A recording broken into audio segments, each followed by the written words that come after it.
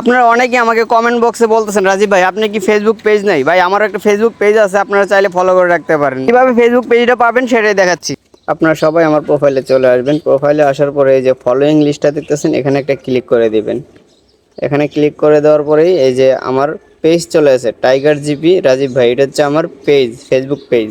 এটাতে একটা ক্লিক করে দিবেন, এখানে ফলো করে রাখবেন। আর এটাতে সব আসবে আমার মানবতার যে ভিডিওগুলো আছে, রিয়াদ ভাই এবং জুয়েল ভাই, মুজাহের ভাই, সানজু ভাই, তারপর রাব্বি ভাই, আর যে এইসব ধরনের ভিডিও করে সেই ভিডিওগুলো এখানে আপলোড করা হবে। তা আপনারা সবাই এখানে ফলো করে রাখবেন। আমার এই টাইগার জিপি রাজীব ভাই সার্চ দিলেও পেয়ে যাবেন।